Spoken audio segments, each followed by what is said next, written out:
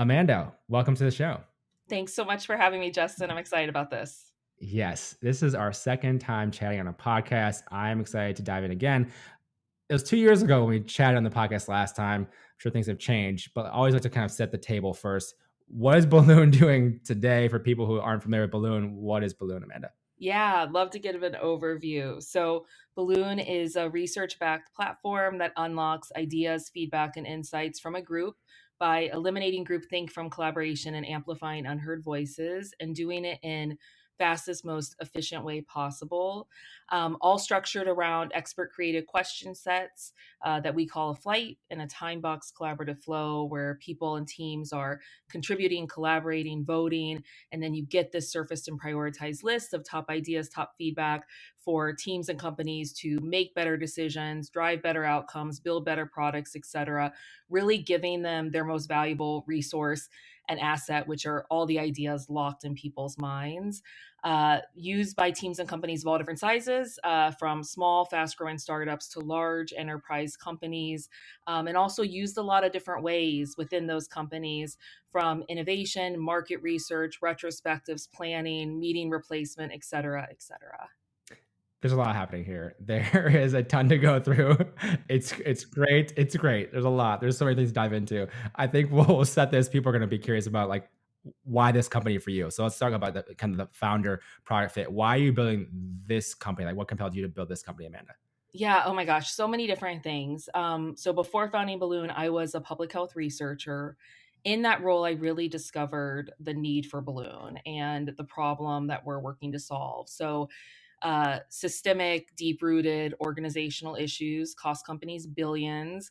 They result in bad decision making, stalled innovation, tons of wasted time. We all see and experience this every single day in the workplace. It's such a ubiquitous, costly problem, whether it's louder voices dominating conversations, people holding back their best ideas, their most accurate, honest feedback because of fear of failure, fear of judgment, introverts and others not having space or a psychologically safe space to share.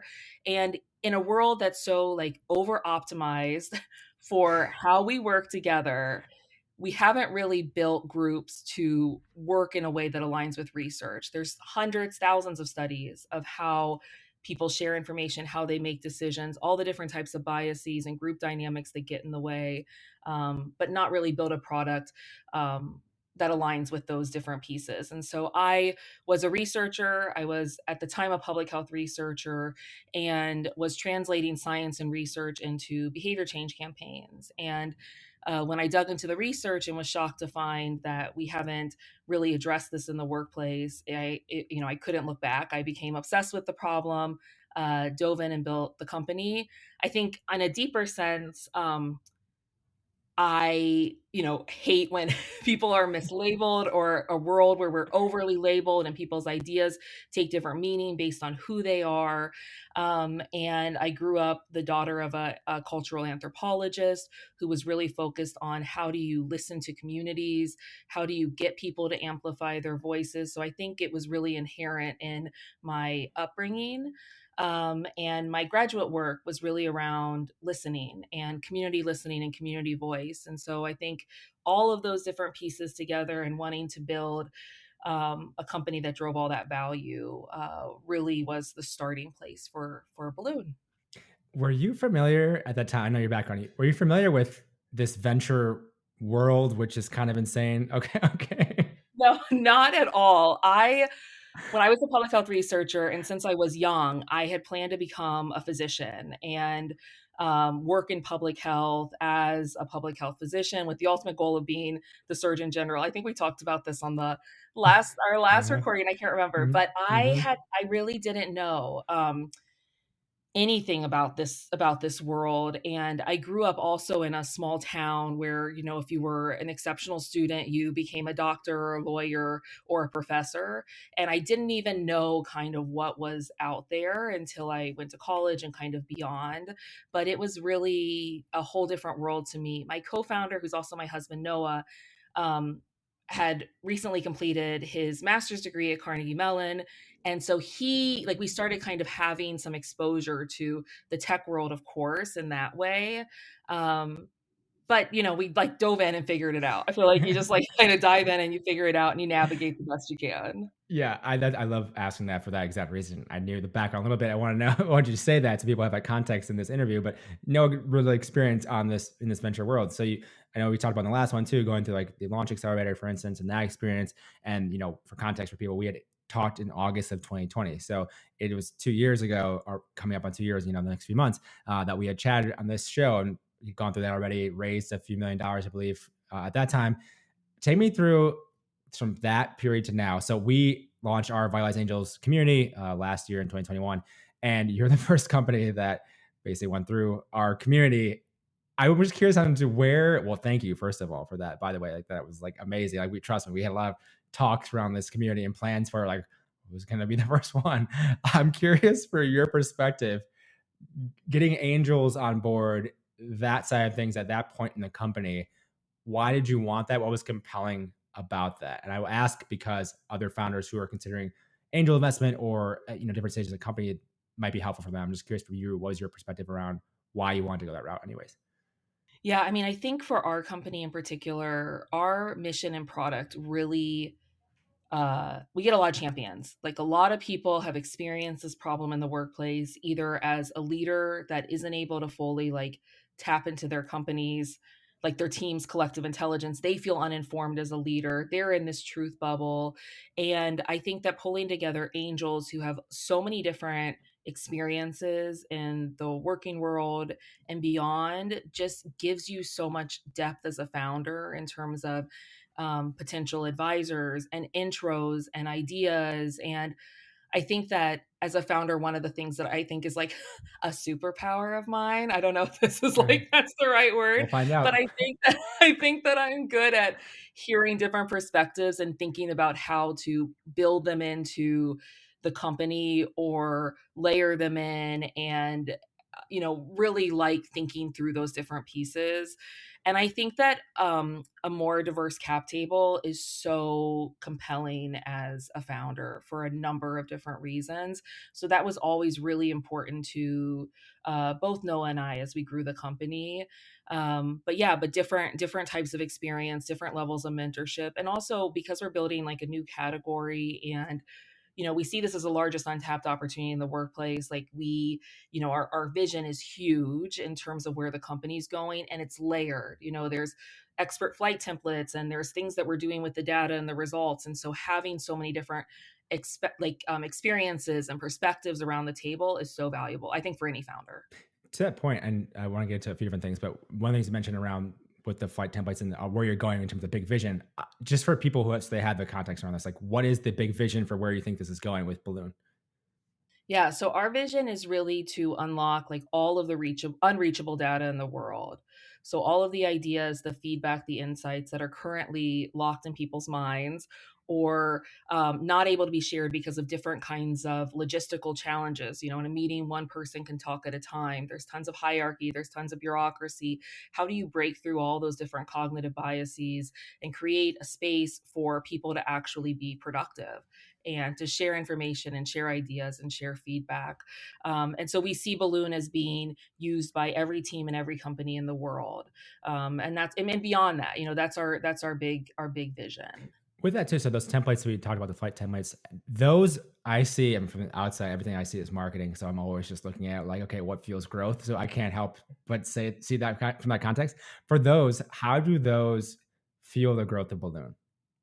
Yeah, so we have partnered with 50 plus leaders, researchers, and experts like Adam Grant, Ariana Huffington, Daniel Pink, et cetera, to co create these templates. And these are high quality, open ended question sets built into product. So, as a leader, you know that you're asking the highest quality question, kind of independent of what that use case is. You bring together a group, you're doing a postmortem or a retrospective. What are the questions you need to ask? You are creating a new product launch. Like, what are the questions you need to ask at inception? Those different pieces. And so those templates were built to one, like solve kind of blank page challenge. People Mm. notoriously aren't great at asking questions, and the quality of question obviously directly influences the quality of outcome. People come to meetings, don't really know what questions to ask. And then also, this influences what those different outcomes are across the board. We also saw it, of course, as a great distribution strategy for us because we're creating a new category, new space, and our template authors have different audiences or shared audiences. And so, how can we build that credibility in the market? And then also build credibility for our initial champion within a company to bring Balloon in. So if a VP of product is purchasing Balloon and they bring it in and they're running flights that have all been authored by Adam Grant or Ariana Huffington, there's just a level of credibility there Yeah. to a new product being introduced within a company. So there's so much to do there. There's also a lot around the same questions being asked to different companies and different industries and looking across that data and that information. But lots that we're building there. I'm very, very excited about all of that. With that, if I'm a founder, I'm thinking right now of like, okay, it's so hard to get these partnerships like that. You just mentioned some names that obviously you can say what they're great. They're great, like in terms of they're very influential. If I'm a startup founder, though, I'm like, okay, well, how do I even get those people on board? I am a new company. You guys have been around obviously a long time already at this point. But for you, how did you that go around getting people on board, figuring out who you wanted to have on board for those templates? Who had the domain expertise, but then also who could feel growth. Just take me through how you were thinking more of that. I know we talked about the last time a little bit in an interview, but I want people to have that context, especially who need partnerships in their startups. I would love to hear more about how you kind of thought through that. Yeah, I mean, it's a number of different things. So one is, I would say, like, a lot of it has compounded. So I think that a lot of it is like fertilizing and planting, fertilizing, and then waiting to harvest. It takes time to build those partnerships and to have those really come to be. Like, there's a number of different things that have to happen. A lot of it, though, is around like hustle and push. I can look back on some of our initial template authors, and it took like 20 different paths to get to them, with a lot of follow up and a Yeah. lot of introductions and a lot of strategy. Hey, we got this article published in Inc. Let's share that with them and see how that pulls. Or we got this template author on and we know that they've co published or they were just on a podcast together. Let's see if they'll make an introduction to this other template author. So a lot of it is really thinking about how people are connected in the network. And then also, I think for any kind of partnership with someone who's really busy, which is everyone, is thinking about what you can do, right? Like, how can you make this the lightest lift imaginable for that person? Yeah. And how can you be really clear about your ask? I think that sometimes people really just do not directly ask because they don't want to be assuming or they feel like it's too much. But I think the busy people really love just being directly asked, and you'll be amazed at how many people say yes or are willing to help. And the other thing that I think has been a really key learning, and I think is so fascinating, is how people are motivated so Yeah. differently. Like, some people really care about the company's trajectory or the reach of their templates or getting data from their templates. Others, are more motivated about like their external reach or a broader partnership. So I think not making assumptions about how people are motivated is really, really important, and being flexible in terms of how you think about partnership structure. But I mean, I think like the short answer is like it takes a lot of hustle, a lot of push, and a lot of confidence Yeah. to get in those doors. I just want to highlight one thing you mentioned there around one making a low lift as low a lift as possible. And that's very important. And having that clear ask, because I come across that on like Twitter or an email, people want to partner with you, whatever. But if it's not clear, like it just gets skipped or you just don't look at it. If it's not something that's a relatively low lift, you're just not going to be able to get, especially from to your point, like people who are so busy. I mean, everyone's busy, but especially if you're like someone who has like 500,000 followers or something, like you have inbound requests constantly. So thinking about how you can make it easier for someone, it gives you that in and makes it really simple. Even for like podcast stuff, I think about how like, okay, half an hour with people, I make it know that it's literally going to only take a half an hour to other people like to get that lift. And so like that, I just want to highlight for founders because I think it's really important that you mentioned that. Kind of switching gears a little bit here, thinking about the future of work where we invest at Vitalize, something we always think a lot about. You have these kind of insights almost into different companies and how people think about that. And I know we talked 2 years ago, you're kind of just thinking about COVID and how that affected things, shifting from, kind of this in person to virtual. What have you seen on that front around how balloons used maybe differently now than it was, even 2, 3 years ago? What have you seen with that in terms of work? Oh, it's so interesting. I mean, I think, a few different things. One is I think that companies are really realizing that there's not going to be a full return to the office. And I know big companies are starting these hybrid, people in for 2 to 3 days. And we're seeing this across our customer base. And even with that, like people are defining when to meet and how to collaborate differently and how to build inclusive collaboration processes for people being in on different days or different time zones or distributed and like what that all means. So I think there's a lot of attention around async collaboration, lots around psychological safety, like how can people be included and heard in different processes? How can you build transparent, open companies and cultures? I think all of those pieces have like become true. I think Yeah. before it was like this is going to be different and this is what we think's going to happen, but now I think it's like it's a truth. It's a universal truth. We're seeing people go back for multiple days and seeing some of those different parts happening. I think on a balloon front in terms of some of those shifts in terms of usage is we're just seeing it be so core to companies and how they collaborate and how they operate and needing to hear the voice of their employee, needing to gather insight. And I think that some of that is still just at the beginning. I think whole like the entire company is thinking about async. It's not in these different pockets anymore. And I think we'll just see that continue to evolve. But I do think that there's like a certain level of stability that's happening now, and people are not talking so much about what is going to look like, but what is it going to look like, and more, this is what it looks Yeah. like, and Yeah. like we're there, and like this is what we have to handle and deal with as a company. With that too, I mean, with the swift switch kind of, and I know I have friends who also are the 2 or 3 days a week type of thing. Like Google, I think has an optional couple days a week, whatever it is, all these different styles and everything. With a company like Balloon and what you offer with gathering data on this, is it something where I'm just kind of curious with how you're going about this? With companies, do they want to use this to save them time? Like, what's the use cases? Like you mentioned, a lot of different companies are coming to you at different stages, even like massive companies, smaller companies. What is the ROI they're looking for from something like Balloon? So a number of different things, and I think it depends kind of on the use case and who the buyer is, but I think it's kind of at the intersection of a lot of different pieces. So one is time saved. People are still having too many meetings, and I think that even in companies that have deliberately reduced meetings or put forward initiatives to do so, they're still having a hard time of having really productive collaboration. Like how do you really bring together cross-functional teams and groups to collaborate in an effective way?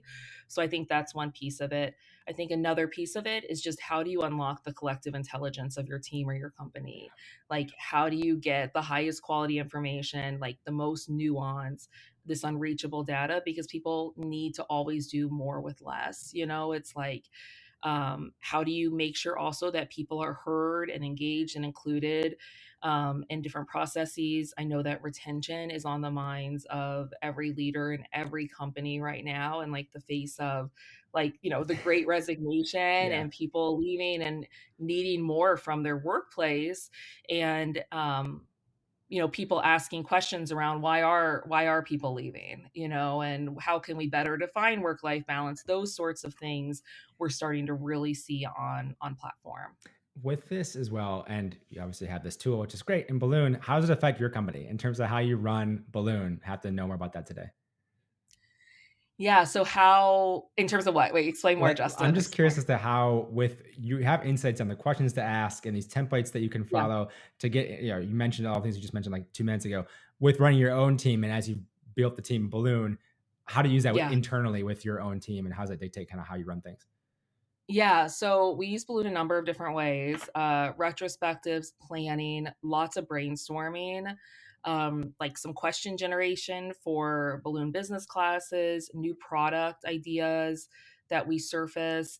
And those are really common use cases for our smaller like fast growing kind of startup customers, like Yeah. lots of brainstorming, ideation, are really common. Retrospectives, marketing language ideas, naming ideas, those sorts of use Yeah. cases. And I know we're almost out of time, so I just want to give you an opportunity to say where people can learn more about Balloon. Where should they go to connect with you and learn more about Balloon as well?